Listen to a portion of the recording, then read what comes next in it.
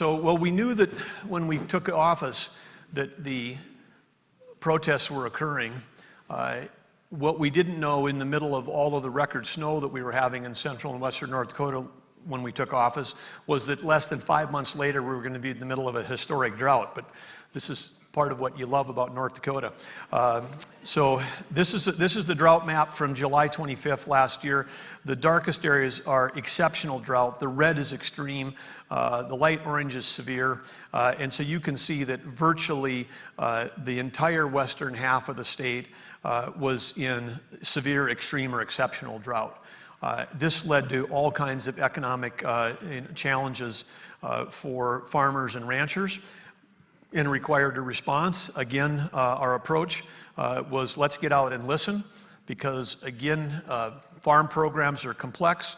There's federal, there's state, lots of different agencies involved, lots of bureaucratic programs that are meant to help that may, in the context of a drought, maybe not be helping.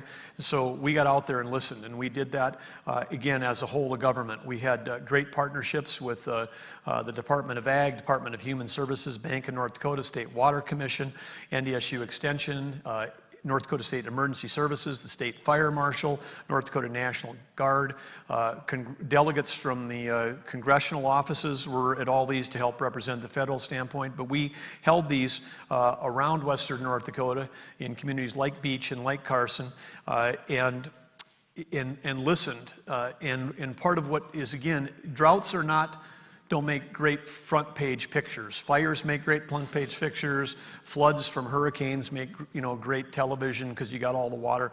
A drought is something that just eats away, and it eats away economically at family operations, family ranches, at their livestock. So there was serious stress, not just economically, but on families, which is, again, when we went to these things with the whole of government, we're like, hey, you're taking care of your cattle, make sure you're taking care of yourself, because a drought like this can tear communities and families apart. But we, from listening from all of that, we came up with a number of ideas. We issued over 10 executive orders, which helped us,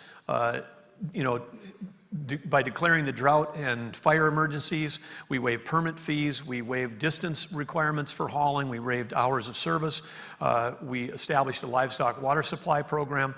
There was a number of things that we did to help provide relief. And if those of you that aren't farmers and ranchers, to understand this, when we met people at those drought things, people that normally would have had 1,400 bales to feed their cattle during the drought, in some cases were pulling less than 40 bales off that same property. We're talking about 2 or 3% of their normal crop that they were getting. Not 50%, not 75%, 2 or 3%. So people that were desperately in need. So we either had to get the cattle to the feed or the feed to the cattle.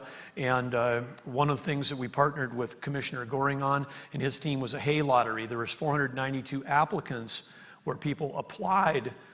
Ranchers in North Dakota applied to do that. That program moved over 289,000 of these round bales, 1.3 million miles, and to help save and serve over 126,000 livestock. So with that, we were able to provide almost $4.1 million of assistance, and that reimbursed about 36% of people's cost to do this. Doesn't save the day, but everything helps when you're in the midst of a crisis like this. The State Water Commission worked on coming up with $1.3 million of committed dollars. Each green dot in here represents where a rancher applied for a project to receive disaster livestock water supply. These were for new projects. Every green dot here represents us building our resiliency, because each one of these projects is not temporary, they're permanent, and these will help provide permanent water supplies to pastures going forward. When you've got that much drought, you end up with fires, and we had an incredible year. There was over 430 wildfires reported in western North Dakota last summer, near record. the largest of which was the Magpie Fire, which was on Little Missouri National Grasslands. The federal government was involved in that. 5,400 acres burned. These are reported. There was many more fires that weren't, because sometimes a local fire department or a rancher themselves gets a fire put out before they even ask for help. But I do want to give a shout out to the North Dakota forestry crews, a shout out to our state forester, Larry Coachman, who is the longest serving state forester in the state of in the country, and his team. And also just we need to share our gratitude with the firefighters, most of whom are volunteers. Nearly all of them are volunteers who are out fighting these fires during the last year. So, and those volunteers are also often farmers, ranchers, and wearing 5 other hats in their house. But those volunteer fire departments in the western part of our state did a fabulous job this year. Let's give them a hand.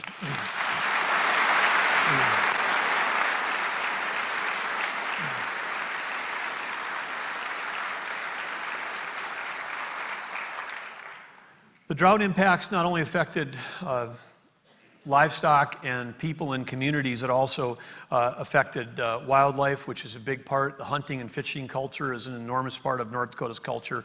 And for economically, there's many communities that also depend on hunting revenue. But license purchases were down 30% from the prior year. The brood count was down 63% on pheasant, so they were way down. Deer hunting, again, also some stress there, but we did have over 54,000 deer permits issued. And again, it's fabulous to live in a state that has got the kinds of natural resources that we have in the outdoor activities. And if you're not taking advantage of this, it's another reason to live here. But challenges remain, which is today we may think that as we enter into winter, we stop thinking about drought. But if you can tell here, we've moved out of the extreme and exceptional, but we still have areas that are considered severe. And the western half of the state is still considered moderate. The eastern is abnormally dry. And I know when we're, if you're driving a school bus or going to your kids' games, you're probably really happy there's not a lot of snow on the roads, but we're short of moisture, and we could find ourselves continuing to have challenges going into the next year.